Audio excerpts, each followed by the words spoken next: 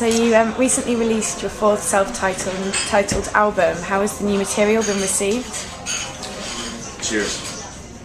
I don't know. I'm probably the wrong person to ask. I don't read any press or hear about any reviews. Everyone that knows me knows not to forward me even good reviews. So I really don't know. I think the audiences that we play to, it's been great, and you can kind of tell. I mean, you can always get a sense of how a song goes over, depending on the audience. Some audiences are just a little bit, different than others. But you get a feel of how the new material's going over live, at least, and that has been great.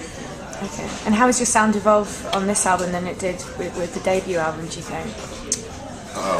In every way, I think everybody, because the band is it's like a collective of individual artists, and we work together and make this music.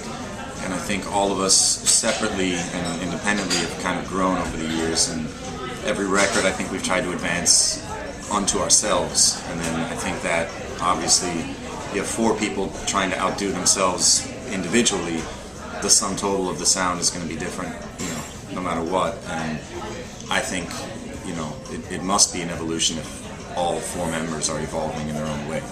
And what's the concept behind the music video, Lights? The concept there was that we got this crazy director who did Evil. He did an early video of ours that was crazy with like this singing Muppet that was kind of my surrogate in the video. And on this time around, we wanted to make like a film clip that the band would not be in, something that would be more viral than, trying to get MTV play, and just be art and try and be a little bit out there with it. So we thought about Charlie White, and I had a treatment of my own, and so I got on the horn with Charlie, and my treatment involved getting this other actor to play me, and I had this whole shtick, and he's like, okay, so I read your idea, I heard about it, I'm not going to do that, but I have this other great idea, which involves, all this crazy shit with Beatles and women and goo.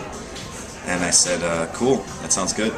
And then it was really entirely his vision and how he wanted, I think he took a lot from the song. He said he kind of felt like a real sensuality to the track, and that he said he was obsessed with sex and death lately, and I said, okay, those are great, sources of emotion and inspiration to draw from as a compliment to this song, totally. So we just kind of let him go do his thing, and that's how we got that video. And why did you specifically choose to work with Charlie White?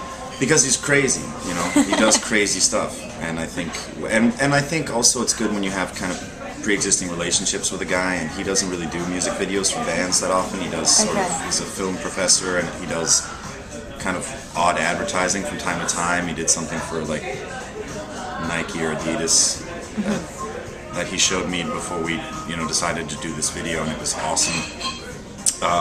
So I guess it's kind of a privilege in a way to work with someone who's sort of from a different field altogether, who doesn't usually go to rock music, and if he's inspired, I mean, that's the key thing. If there was anybody that you respect as an artist who's inspired to do something, then I think that's really precious and special. And so because he had a good reaction to the track, as well as the fact that we had this relationship and he's crazy in a good way, it's just all there.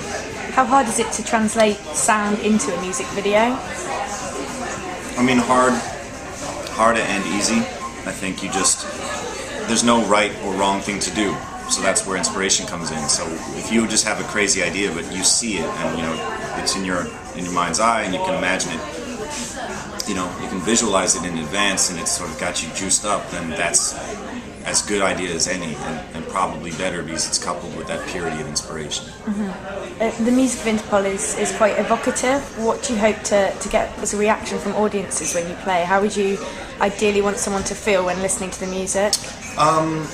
I think, kind of altering between sort of shoegazy, kind of head down and just like getting lost in it, and moshing.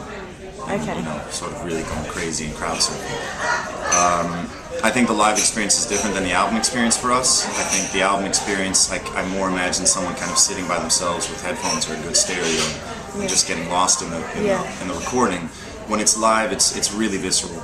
We have a really good rhythm section. Our drummer's pretty fucking awesome, and we're working with Dave Pahu, who's such a precise bass player that just on that kind of sound moving, visceral, crazy rock show feeling, I think we have that in spades live. So I think that kind of usurps the sort of shoegazy quality of it, and I think it becomes a little more of an exciting experience.